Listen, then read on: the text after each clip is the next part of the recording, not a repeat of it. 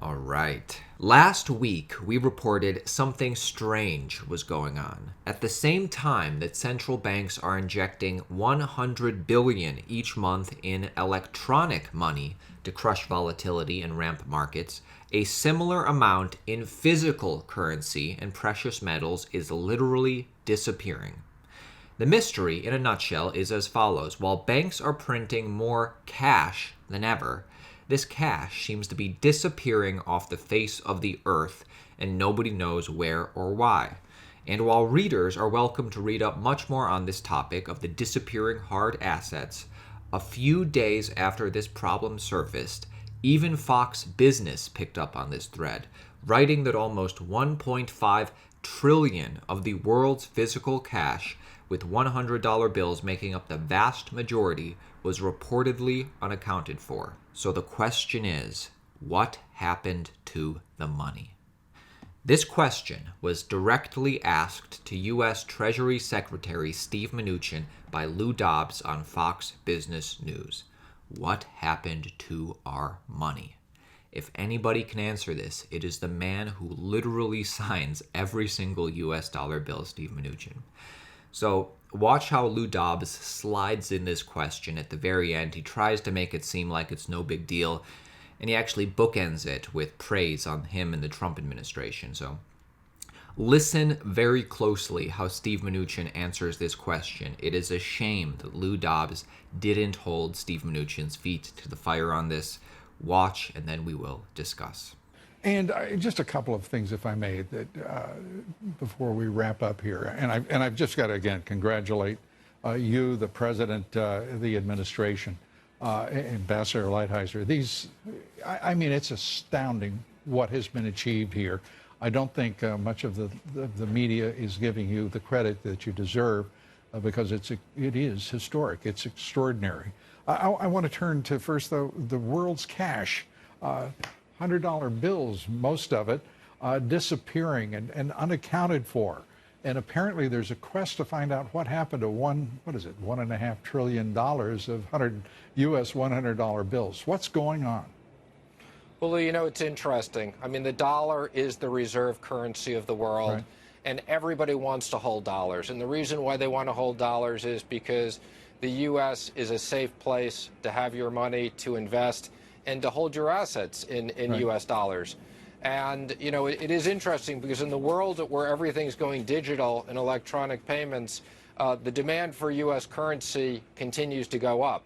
And literally, you know, a lot of these $100 bills are sitting in bank vaults all over the world. And particularly in a world of negative interest rates, you know, you can hold U.S. dollars and you don't have to lose money. So there's a lot of Benjamins all over the world. Mr. Secretary, I'm going to do it again. I'm going to congratulate you on just a series of remarkable accomplishments and achievements, and wish you all the very best as you try to top what has been an extraordinary year, this 2019. Have an even better 2020. Stephen Mnuchin, Treasury Secretary, thanks for being with us. Thank you, Lou. Now, unfortunately, that's probably as close as we're going to get to finding out where the money actually went. I wanted to bring this up and show you this video because this helps me illustrate two different points. Number one, the immense money printing that's going on within our government. And number two, the immense corruption that's seemingly going on in the government.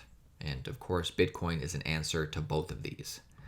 In other news, Bitcoin futures provider Bakkt names Mike Blandina as the new CEO and Adam White as the president.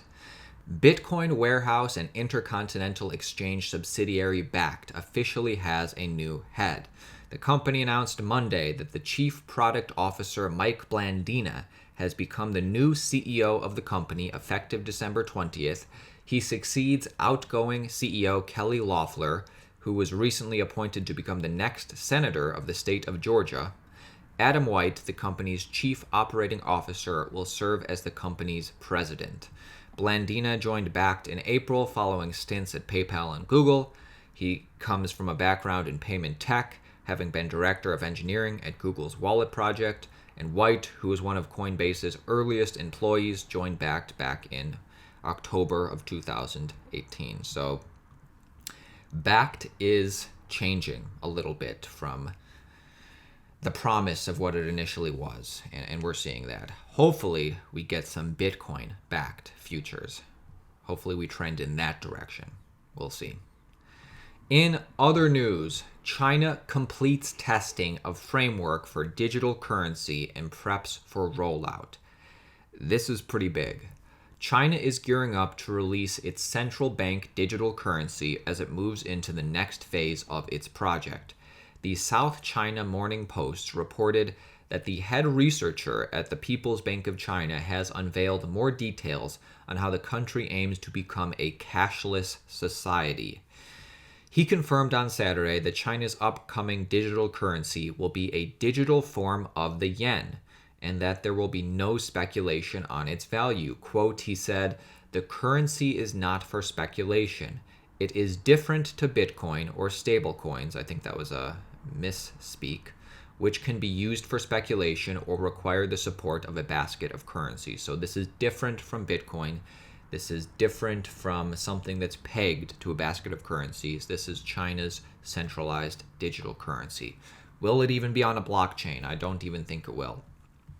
Although the central bank has not announced a release date for its digital currency, China has reportedly expedited the initiative due to Facebook's upcoming Libra project, which has the potential to capture a first mover advantage along with billions of mainstream users.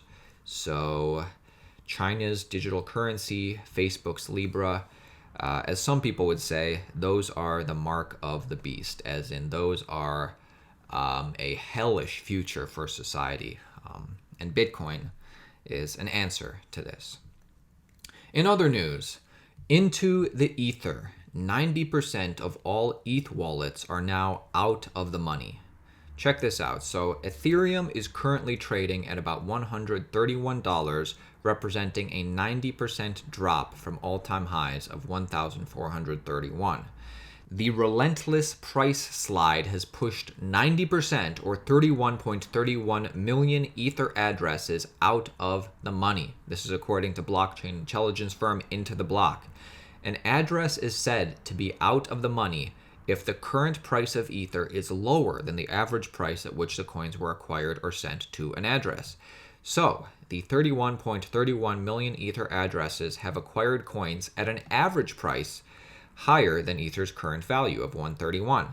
Check this out. The major chunk of out-of-the-money addresses purchased Ether coins in the range of 211 to 530. Notably, the biggest cluster some 4.77 million addresses is an average cost of between 262 and 352. So many people are out of the money. We'll see how that affects the price of Ether going towards the future. Final story of the day, Chinese authorities confiscate nearly 7,000 crypto mining machines. Apparently, it was due to illegal consuming of electric power. Did this affect the hash rate at all? It did not.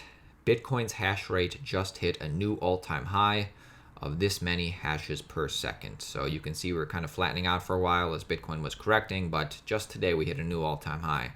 So if it didn't affect the hash rate, but 7,000 crypto mining machines got turned off in China, well, I guess Bitcoin is becoming more decentralized.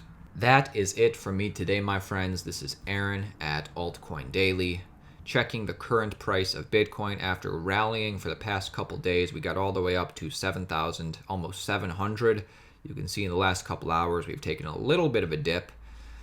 Consolidating, well, we dipped to 7,300 and we're still kind of consolidating above where we previously were. So let's see if we can get this uptrend going.